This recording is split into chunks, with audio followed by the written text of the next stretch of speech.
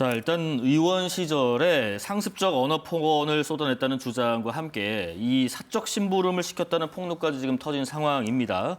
과거에 보면은 초대 여가부 장관 후보자로 지명된 강선우 의원 같은 경우에는 낙마한 이유가 주로 이제 보좌진에 대한 뭐 갑질, 또 사적 심부름 등등 때문으로 분석이 됐는데 지금 청와대나 여권 입장에서는 어떻습니까, 신임? 지금 이런 녹취까지 나온 상황에서 좀 난감한 부분이 있나요? 예, 곤혹스럽죠, 사실은. 예. 그 보수의 나름의 통합 인사, 그리고 이재명 대통령 말씀으로는 이제 파란 중심으로서의 여러 빨간 빛깔까지 오색 빛깔로서의 무지개색을 하기 위한 국정 운영의 나름의 그래도 도전이라고 하는 건데 네. 그런 부분에 있어서 첫 시도가 이렇게 되는 것은 사실 그 의도와는 다르게 좀 무색해지는 부분들이 분명히 있고 예. 오늘 또 새로운 또 갑질 사례 보고가 됐더라고요. 그래서 뭐 사적으로 공항에 아들 픽업을 보좌진을 시켰다라는 그런 보도가 있는데 사실관계는 확인을 해봐야 됩니다. 그리고 분명히 이해운 전 의원에 대한 해명이나 소명도 충분히 들어야 되기 때문에 네. 우리 정부 여당의 입장으로서는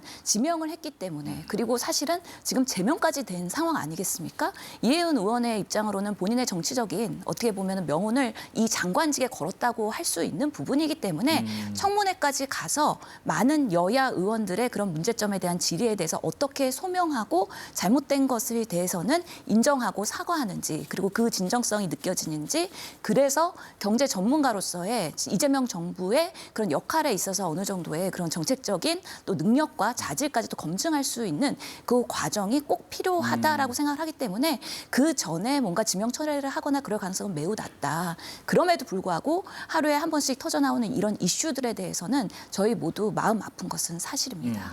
지금 뭐 여당 일부 의원들도 뭐 반응이 뭐 잘한 인사는 아니다 뭐 이런 얘기도 나오고 있는데 말씀하신 것처럼 강훈식 대통령 비서실장도 오늘 한 유튜브에 나와서 그런 얘기를 했습니다. 청문회에서 정책 비전과 철학이 검증될 것이라고 생각한다. 그러니까 뭐 다시 말하면 말씀하신 것처럼 뭐 지명 철회 이런 부분보다는 검증을 어떻게든 받겠다. 이런 의지로 보이네요. 어떻게 생각하시는지. 근데 저도 아마 청문회를 해보겠다라는 그것으로 해석을 했거든요. 그런데 이제 청문회 일정이 이제 잡히면 그 전에 또 이제 어떤 보도가 나올지 이런 것도 변수가 될 수 있을 것 같고요. 네. 또 국민의힘에서 청문회의 그 와중에 또 어떤 사안을 또 터뜨릴지 이런 것도 상당히 긴장되는 대목일 거라고 생각을 하고요. 예.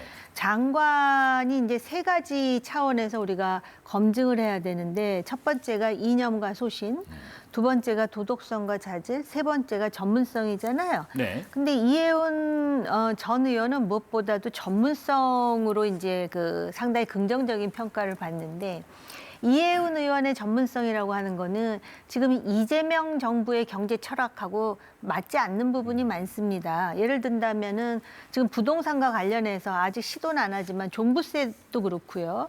그다음에 기본소득이라든지 또는 소비 쿠폰이라든지 또는 그 뭐 호텔 경제학이라고 합니까? 그다음에 확장 재정 이런 거하고 이해운 의원의 전문성하고 전혀 상치되는 것인데 과연 이걸 어떻게 조합할 것인지 저는 애초에 그게 상당히 궁금했었거든요. 근데 지금 이념 소신과 관련해서 얼마 전까지만 하더라도 윤석열 대통령의 계엄을 정당화하고 오히려 내란 정당은 민주당이라 그랬다는 둥 뭐 별 얘기가 다 나오지 않습니까? 그리고 지금 문제되고 있는 거는 도덕성과 자질인데 과연 이렇게 젊은 인턴에게 보통 이제 의원들이 보좌진들한테 갑질한다는 소리 많이 듣는데요. 저는 요 녹음 내용과 같은 이런 정도의 폭력은 처음 접하는 것입니다. 그런데 과연 그것까지도 관용으로 이제 채용을 했을 경우에 과연 그 민주당도 20대, 30대 청년 유권자들을 상당히 의식해야 할 텐데 이걸 어떻게 조우시킬 것인지 저도 지금 지켜보고 있는 상황이고요. 네. 그다음에 또 이해운 의원이 원래는 국민의힘이었는데 이제 민주당 정권의 장관 후보자로 가니까 막 공격을 하지 않습니까? 그런 것도 참 여러 가지 생각이 드는 게요.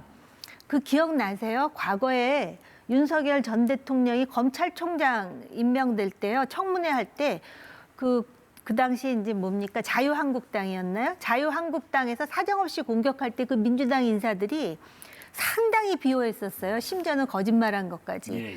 근데 과연 도덕성과 자질에 있어서는 이거를 진영 대결 내지는 진영 간에 내 편이냐 네 편이냐에 따라서 긍정적인 게 부정적인 것이 되고 부정적인 게 긍정적인 것이 된다면 국민들이 볼 때 정치인들은 어떻게 볼 것인지에 대해서도 좀 한번 돌아보기를 바랍니다. 예. 그런 면에서 청문회에서도 여당 의원들이 이혜훈 의원을 비호하지는 못할 것 같고 같이 꼼꼼한 송곳 검증을 통해서 정말 국민의 눈높이에 맞는 인사인지에 대해서 아마 양쪽에서의 그런 쓴 소리의 질문들이 나오지 않을까 네네. 생각해 봅니다. 말씀하신 대로 뭐 전문성, 뭐 도덕성, 뭐 소신 이런 부분들 다 한번 살펴보겠죠. 이혜훈 후보자의 이 청문 과정도 뭐 잘 지켜보겠습니다.